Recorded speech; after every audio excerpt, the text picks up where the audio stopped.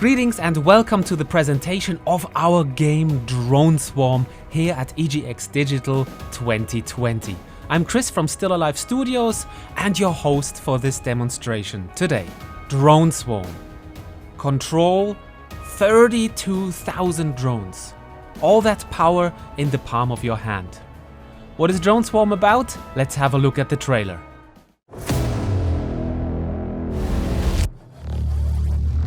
Control 32,000 drones in this fast-paced strategy adventure.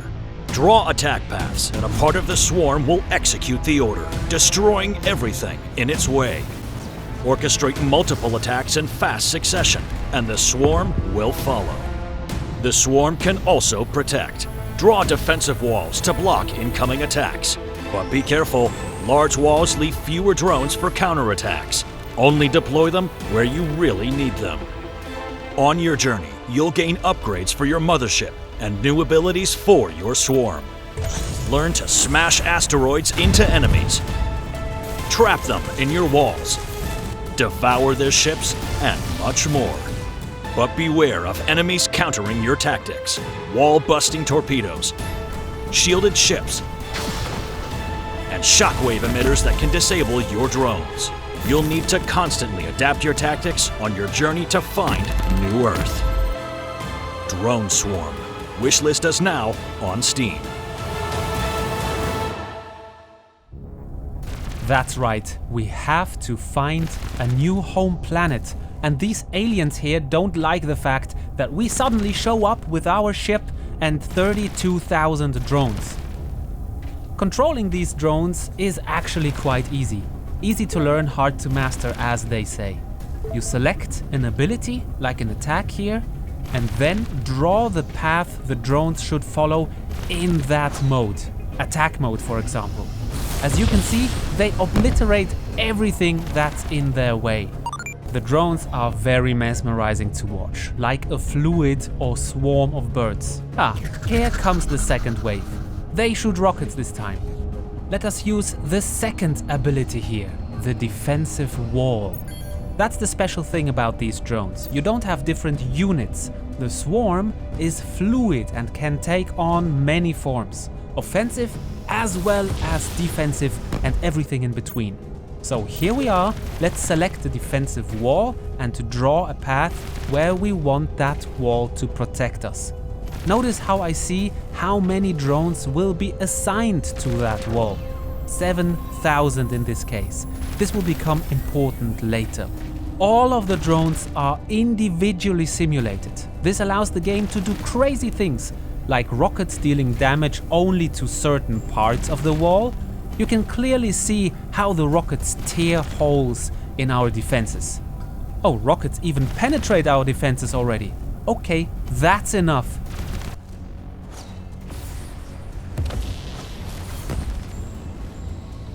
Here we meet the second race, the War, and learn something about the conflict we stumbled into. They sent us a message. Translated. Unknown vessel, you are in War territory. Leave or be fired upon. All of the game's dialogue is voiced in English and German, and the game itself will be available in 13 languages. Our enemies seem to always adapt and try to find our weak spots. Here they attack from 4 sides at the same time. One wall is not enough anymore. Remember how I mentioned that the number of drones you assign is important? When I assign drones too generously, I lack the firepower to attack. Now I only have a few drones left. Let's adapt our tactics this time and be cleverer about this encounter. Only deploy walls where we really need them, freeing up drones for our attacks. Again, our enemies adapt their tactics, moving around the Argo and bringing in heavier ships. This big cruiser-type ship has an enormously powerful laser. We can put up all the walls we want and cannot stop it. We have to be cleverer about it. Fortunately, I noticed that its laser takes some time to charge. With our new physical ability, the cannonball, we can bring it off balance. and while it's tumbling, trying to regain stability, we treat it with our attack drones. Rest in pieces, bye-bye. This new physical ability is a real advantage. We can use everything to throw against enemy ships, even enemy ships themselves. If we are skilled enough. Or asteroids, all while trying not to get hit ourselves. Those asteroids really hurt. Speaking of the cannonball, there will be 4 abilities in Drone Swarm. Attack and defense, we've already seen, physical cannonball 2, and energy.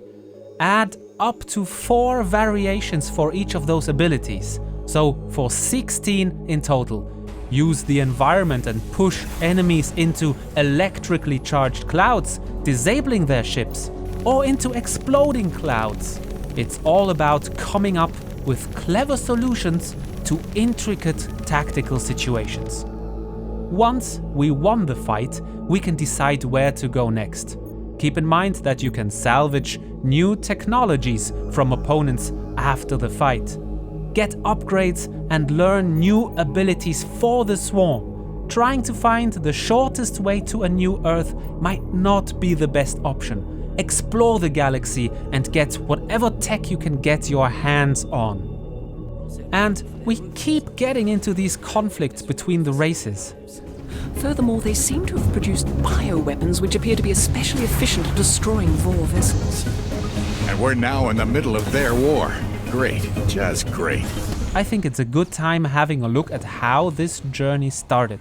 Why are we here looking for a new Earth? Why do we control the drones? Let's roll the story intro. January 21st, 2111. The day the sphere appeared in our orbit. We were not ready. Out of options, we unleashed every nuke we had. We only succeeded in destroying our own planet. The last remnants of Earth tried to resist. So did my brother and I, until that one fateful day, when he subconsciously transferred his soul into a drone. Turns out, Ayden was the key. Because of him, Eva sensed our way out. Through the sphere, she initiated the Great Sacrifice. 32,000 human psionics merged their soul into the swarm that day. We used the swarm to rebuild, but it was too late. Earth was lost. Eva studied the sphere with her powers and found a way to build our first interstellar ship, the Argo. Powered by the sphere, protected by the swarm. But power attracts power, and the Vor were drawn to the energy of the sphere. Some say we should have died along with our planet. I say, this is our chance to start anew. My name is Carter, Captain of the Argo, and we will find New Earth. That's right, we have no idea where the swarm came from. Mankind destroyed Earth while trying to fight it.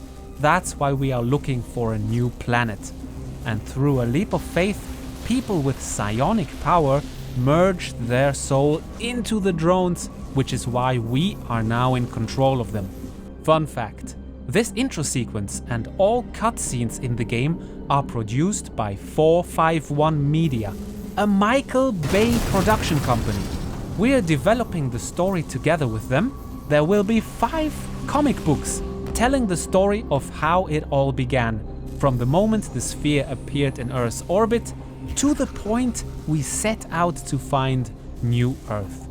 And then the game starts. If you are a comic aficionado, you'll appreciate our 5 issues by 451 Media.